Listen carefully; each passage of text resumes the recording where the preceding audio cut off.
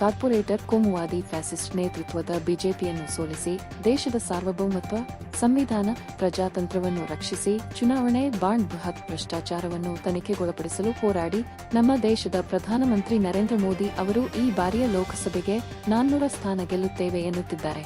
ಜನರ ತೀರ್ಪಿಗಿಂತ ಮುಂಚೆ ತಾವೇ ತೀರ್ಪು ಘೋಷಿಸಿಕೊಳ್ಳುವುದು ಫ್ಯಾಸಿಸ್ಟ್ ಸರ್ವಾಧಿಕಾರದ ಧೋರಣೆಯಲ್ಲವೇ?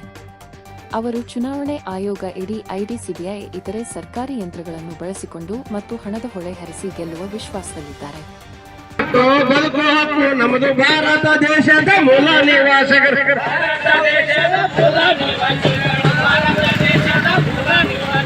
ಅಂಬೇಡ್ಕರ್ ವಾರಸರು, ಆಜಾದಿ ಆದಿವಾಸಿ ಪೌರರು, ಅಂಬೇಡ್ಕರ್ ವಾರಸರು, ಆದಿವಾಸಿಗಳು, ಅಂಬೇಡ್ಕರ್ ವಾರಸರು, ಆಜಾದಿ ಆದಿವಾಸಿ ಪೌರರು ನಾವೆಲ್ಲ.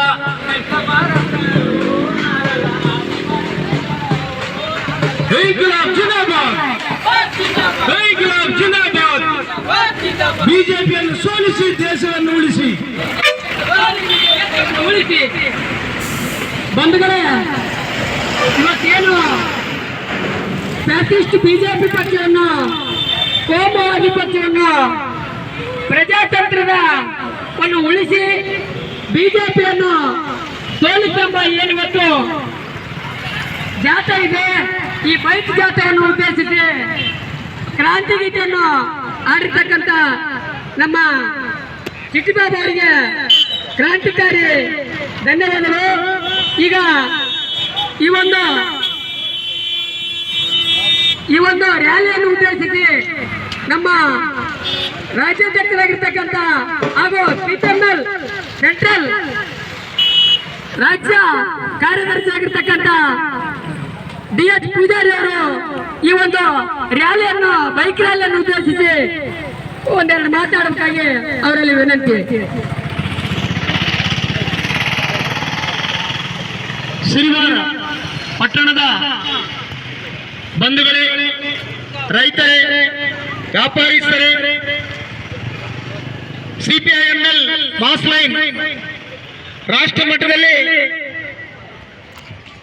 ನಮ್ಮಂತ 16 ಕಮ್ಯುನಿಸ್ಟ್ ಪಾರ್ಟಿಗಳು ಈ ಬಾರಿ ಸರಿಯಾದ ನಿರ್ಧಾರ ತಗೊಂಡಿದ್ದಾರೆ.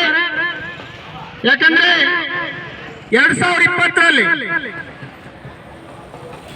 ಡೇಲಿ ಗಡಿಯಲ್ಲಿ, ಸಿಂಗು ಗಡಿಯಲ್ಲಿ, ತಿಕ್ರಿ ಗಡಿಯಲ್ಲಿ ಸತತ 15 ತಿಂಗಳು ಹೋರಾಟ ಮಾಡಿದ್ರು ಲಕ್ಷಾಂತರ ರೈತರು. ಆ ರೈತರ ಬೇಡಿಕೆ ಏನಾಗಿತ್ತು? ಈ ದೇಶದಲ್ಲಿ ರೈತರು ಬೆಳೀತಕ್ಕಂಥ ಕೃಷಿ ಉತ್ಪನ್ನಗಳಿಗೆ ಕಾಯ್ದೆ ಮಾಡಬೇಕಂತಕ್ಕಂಥ ಬೇಡಿಕೆ ಆಗಿತ್ತು. MSP ಅಂತ ನಾವು ಕರಿತೀವಿ, ಮಿನಿಮಮ್ ಸಪೋರ್ಟ್ ಪ್ರೈಸ್ ಅಂತ ನಾವು ಕರಿತೀವಿ, ಕನಿಷ್ಠ ಬೆಂಬಲ ಬೆಲೆ ಅಂತ ನಾವು ಕರಿತೀವಿ. ಅದಕ್ಕೆ ಇವತ್ತಿಗೂ ಕೂಡ ಒಂದು ಕಾನೂನು ಮಾಡಕ್ಕಾಗಿಲ್ಲ. ಮನಮೋಹನ್ ಸಿಂಗ್ ಗೌರ್ಮೆಂಟ್ ಇದ್ದಾಗ ಸ್ವಾಮಿನಾಥನ್ ಕಮಿಷನ್ ವರದಿ ನೇಮಕ ಮಾಡಿದ್ರು. ರೈತರು ಈ ದೇಶದಲ್ಲಿ ಆತ್ಮಹತ್ಯೆ ಮಾಡ್ಕೊಂತ ಇದ್ದಾರ. ಕಾರಣ ಏನಂತೇಳಿ ಸ್ವಾಮಿನಾಥನ್ ಕಮಿಷನ್ ನೇಮಕ ಮಾಡಿದಾಗ ಸ್ವಾಮಿನಾಥನ್ ನೇತೃತ್ವದ ಕಮಿಷನ್ ದೇಶದಾದ್ಯಂತ ಸುತ್ತಾಡಿ ರೈತರ ಮಧ್ಯೆ ಅಧ್ಯಯನ ಮಾಡಿ ಒಂದು ವರದಿ ಕೊಟ್ಟು ಕೇಂದ್ರ ಸರ್ಕಾರಕ್ಕೆ ಏನಂದ್ರೆ ರೈತರು ಬೆಳೀತಕ್ಕಂಥ ಬೆಳೆ ಭತ್ತ, ನೆಲ್ಲು, ಕವಳೆ ಒಂದು ಚೀಲ ಬೆಳೆಯೋದಕ್ಕೆ ಅಥವಾ ಒಂದು ಎಕರೆಗೆ 30,000 ಖರ್ಚಾದ್ರೆ 60,000 ಸೇರಿಸಿ ಬೆಲೆ ನಿಗದಿ ಮಾಡ್ಬೇಕಂತೇಳಿ ಸ್ವಾಮಿನಾಥನ್ ಕಮಿಷನ್ ಸರ್ಕಾರಕ್ಕೆ ವರದಿ ಕೊಟ್ಟು, ಅಂದ್ರೆ ಆ ವರದಿ ಏನಾದ್ರೂ ಸ್ವೀಕಾರ ಆಗಿದ್ರೆ ಇವತ್ತು ನಮ್ಮ ಭತ್ತದ ಬೆಲೆ 2,000 ಇದ್ದು 4,000 ಆಗ್ತಾ ಇತ್ತು. ಮೋದಿ ಸರ್ಕಾರ ಅಧಿಕಾರಕ್ಕೆ ಬಂದಮೇಲೆ ಸ್ವಾಮಿನಾಥನ್ ಕಮಿಷನ್ ವರದಿ ಜಾರಿ ಮಾಡಿತು ಅಂತ ಹೇಳಿದ್ರು ಅವರು 2014ರಲ್ಲಿ. ಅಧಿಕಾರಕ್ಕೆ ಬಂದಮೇಲೆ ವರದಿನ ಜಾರಿ ಮಾಡಲಿಲ್ಲ.